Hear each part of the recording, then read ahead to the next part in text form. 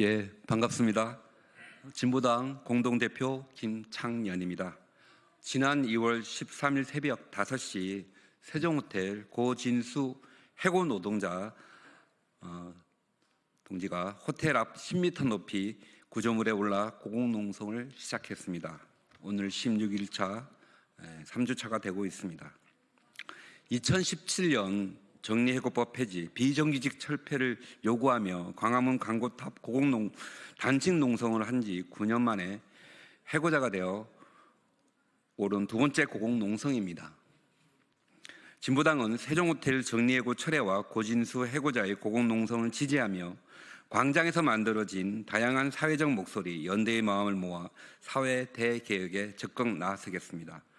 오늘의 발언 순서는 진보당 상임 대표인 김재현 대표님의 사회 대개혁의 필요성, 그리고 최대근 서비스연맹 부위원장님의 정리해고 사회적 살인이라는 주제로, 그리고 허지 세종호텔 사무장의 15년간의 투쟁을 끝내자는 내용으로 발언을 이어나가겠습니다.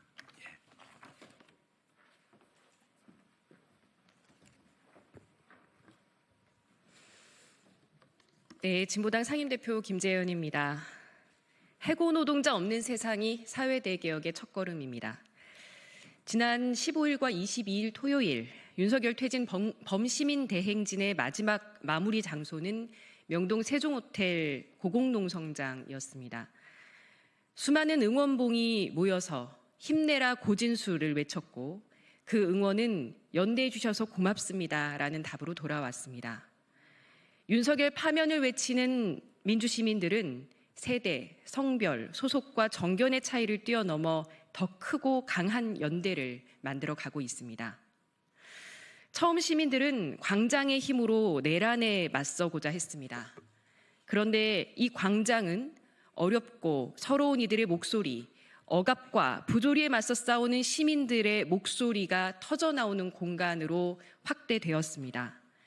전태희 의료센터, 거제 통영고성 조선하천 지회, 한국옵티컬 하이테크 등 노동단체에 대한 릴레이 후원과 집회 참여 등 시민연대 영역은 점점 확장되고 있습니다. 이제 그 연대 투쟁이 세종호텔 해고 노동자들의 원직 복직으로 이어지기를 바랍니다. 고공농성 중인 고진수님이 건강하게 원직 복직되어 내려오시기를 기원합니다. 보다 나은 삶, 보다 나은 세상을 꿈꾸는 사람들의 뜻과 의지로 내란 종식 이후 새로운 대한민국을 함께 만들어 갑시다. 해고 노동자 없는 세상이 바로 그 첫 걸음입니다. 광장의 민의가 단순한 외침에 그치지 않도록 이 목소리가 우리 사회의 더 큰 변화를 이끌어가는 힘이 되도록 진보 정치가 그 역할을 다하기 위해 최선을 다하겠습니다. 고맙습니다.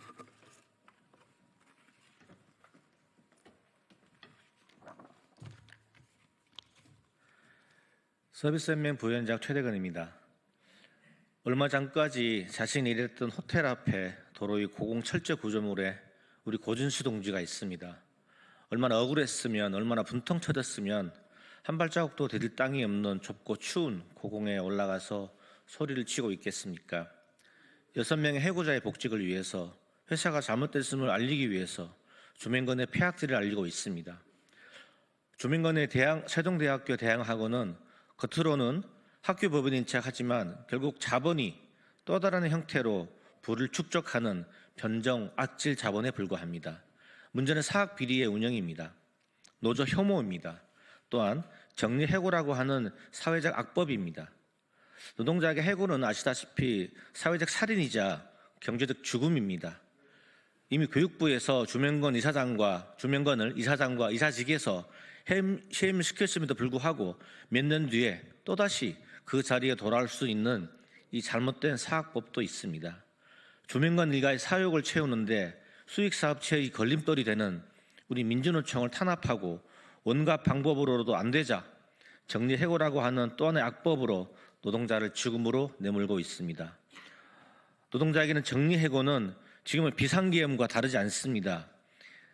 미래의 경영상 긴박한 어려움이 예상이 되면 회사 마음대로 눈에 가시인 민주노총 조합원을 해고시키고 경영이 호전된 지금도 아직까지 복직시키고 있지 않고 있습니다. 대법원까지 갔지만 정리해고는 인정되었고 해고된 지 3년이 지난 지금 우리 가정경제는 이미 파탄난 지 오래입니다. 이대로 있을 수 없지 않겠습니까? 일상의 삶은 처참히 파괴되고 정말 억울하고 분통 터지는데 이대로 가만히 있을 수 없어 그 위험한 고공에 올라갔습니다.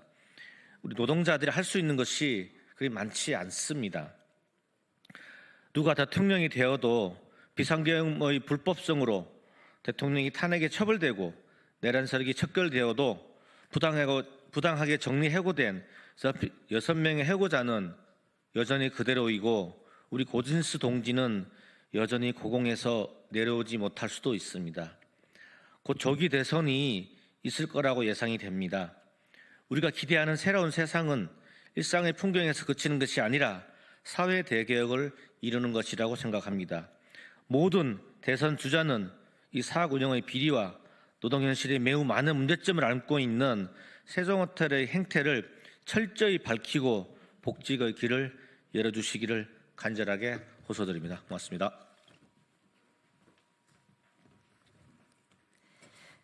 세종호텔 정리해고의 문제를 크게 살펴보자면 사립학교법과 정리해고법의 문제입니다. 대양학원의 주명건은 세종대뿐 아니라 수익사업체인 세종호텔까지 개인이 장악하고 사유화했습니다. 113억 교비 횡령 의혹으로 물러났음에도 이명박 정권 때 세종호텔 회장으로 돌아왔습니다. 교육부 감사에서 해임되고도 윤석열 정권에서는 아들 주대성 판사를 이사로 선임해 3대 세습을 완성했습니다. 문제가 이렇게 여러 번에 걸쳐 지적된 이사회 임원이 다시 되돌아올 수 없게 사학법을 반드시 개정해야만 합니다. 3번씩이나 좀비처럼 살아 돌아오는 비리 사학을 우리는 언제까지 지켜봐야만 합니까? 또한 기업에 정규직을 해고할 수 있는 칼자루를 쥐어준 정리해고법도 문제입니다. 세종호텔처럼 코로나 같은 일시적인 사유도 있습니다. 코로나가 끝난 후 이전만큼 수익이 복구된 이후에도 여전히 기업은 미래에 다가올 위기까지 포함한다는 정리해고법입니다. 정리해고법은 세종호텔의 경우처럼 노동조합을 뿌리 뽑는 방법으로 악용되었습니다. 거기에 복수노조법과 한몫합니다. 사실상 사측이라고 볼 수 있는 팀장들이 주도해 만든 복수노조는 철저히 어용입니다. 팀장이 우리 노조를 탈퇴하라고 할 때 버틸 수 있는 조합원은 없습니다. 우리 노조는 순식간에 소수 노조가 되고 사측 노조는 호봉제를 성과 연봉제로 밀실 합의해 줍니다. 이 연봉제는 1년에 30%까지 삭감할 수도 있고 찬반 투표 한 번 없이 13년째 임금을 동결시키고 있습니다. 세종호텔 지부는 해고 전에도 반복되는 전환 배치와 임금 삭감에도 퇴사하지 않고 싸워왔습니다. 정리해고에 맞서 3년을 투쟁해 왔지만 재판으로만 해결하려는 세종대 주명건과 복직이 논의되지는 못했습니다.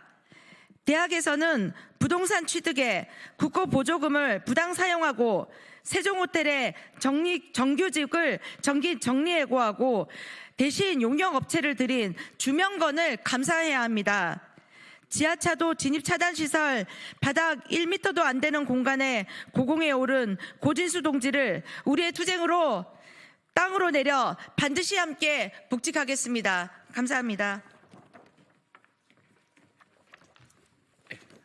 예. 세종호텔 정리해고 철회 진보당 기자회견을 이상으로 마치도록 하겠습니다. 감사합니다.